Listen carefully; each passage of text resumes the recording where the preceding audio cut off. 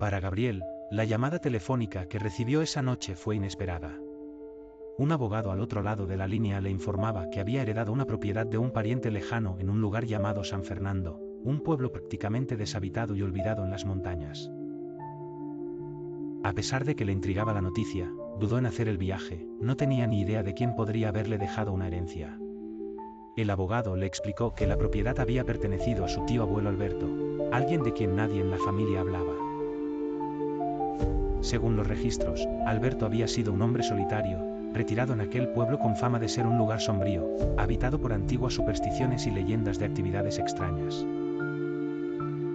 Gabriel decidió que el viaje podría ser una oportunidad para descubrir más sobre su familia y también satisfacer la curiosidad sobre el misterioso pueblo. Al día siguiente, empacó algunas cosas, se subió a su coche y comenzó el largo viaje hacia San Fernando, sin saber que este sería el inicio de una experiencia que cambiaría su vida para siempre. Al llegar a San Fernando, Gabriel sintió que algo en el ambiente era diferente. El aire era espeso y pesado, y la luz del sol apenas lograba atravesar las nubes oscuras que cubrían el cielo. Las casas de madera, muchas en ruinas, parecían abandonadas, y los pocos habitantes que encontró en el camino lo miraban de reojo, susurrando entre ellos. Finalmente, llegó a la propiedad que había heredado, una mansión antigua y deteriorada, rodeada de árboles altos y retorcidos que parecían vigilar el lugar. La casa estaba en silencio, pero al entrar, Gabriel sintió una extraña presencia, como si no estuviera solo. Recorrió las habitaciones con una linterna, observando los muebles cubiertos de polvo y las paredes llenas de retratos antiguos de personas desconocidas. El aire estaba impregnado de un olor a humedad y a encierro, y cada rincón de la casa parecía susurrar secretos oscuros. En el estudio de su tío abuelo, encontró un diario que contenía notas sobre rituales antiguos y símbolos arcanos que Gabriel no podía comprender. Al caer la noche, decidió quedarse en la mansión para descansar antes de explorar más. Sin embargo, no sabía que esa noche sería solo el comienzo de un descenso en la oscuridad que aguardaba en ese lugar. Durante la primera noche, Gabriel no logró dormir bien. Los crujidos de la casa y el sonido del viento golpeando las ventanas lo mantuvieron en alerta. Cada vez que cerraba los ojos, sentía que alguien lo observaba desde las sombras. Decidió levantarse y leer más del diario de su tío abuelo, con la esperanza de entender qué hacía ese hombre en San Fernando.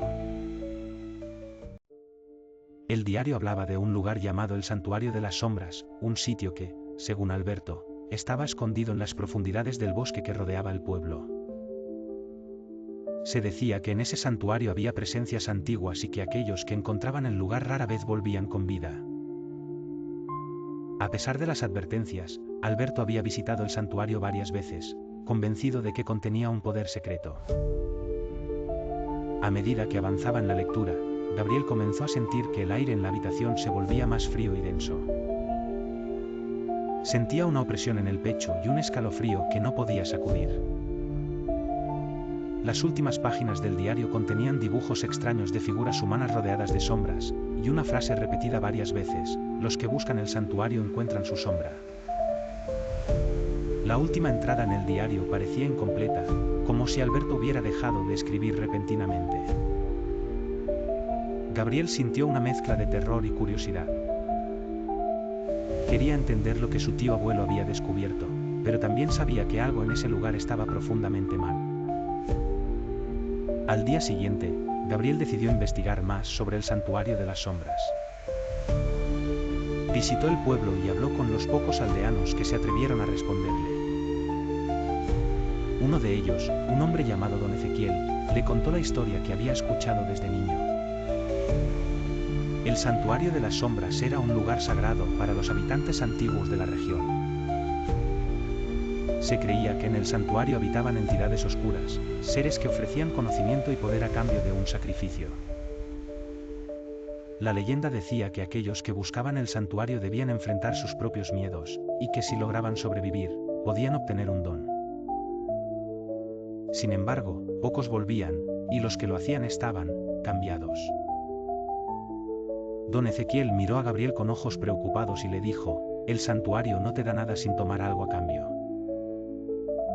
Si decides buscarlo, recuerda que la oscuridad siempre cobra su deuda. Gabriel sintió un escalofrío al escuchar esas palabras. Sin embargo, la curiosidad lo consumía, y decidió que debía ver el santuario por sí mismo. Esa noche, se preparó para adentrarse en el bosque, armado solo con una linterna, el diario de su tío abuelo y una sensación de inquietud que no podía sacudir. Al adentrarse en el bosque, Gabriel sintió que el ambiente se volvía cada vez más opresivo. La vegetación era espesa y los árboles parecían inclinarse hacia él, como si intentaran bloquear su camino.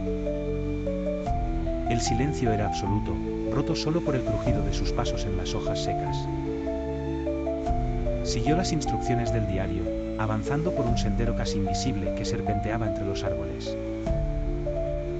A medida que caminaba, comenzó a escuchar susurros, como voces lejanas que lo llamaban por su nombre. Intentó ignorarlos, convencido de que solo eran producto de su mente. Pero los susurros se intensificaron, y pronto sintió que algo lo seguía en la oscuridad.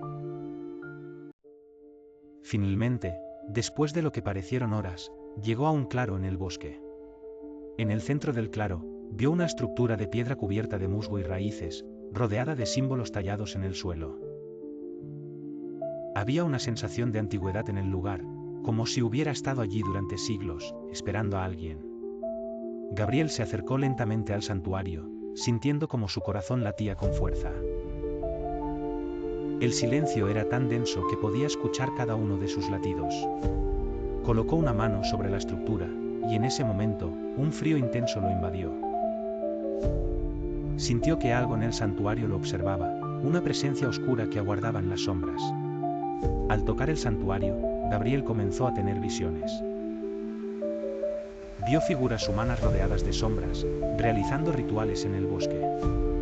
Los hombres y mujeres que aparecían en sus visiones parecían estar en trance, sus ojos vacíos y sus cuerpos moviéndose como si fueran controlados por una fuerza invisible. Luego, vio a su tío abuelo Alberto, parado frente al santuario, susurrando palabras en un idioma desconocido. La imagen de Alberto se desvaneció, y en su lugar apareció una figura alta y delgada, con ojos oscuros y una sonrisa maliciosa.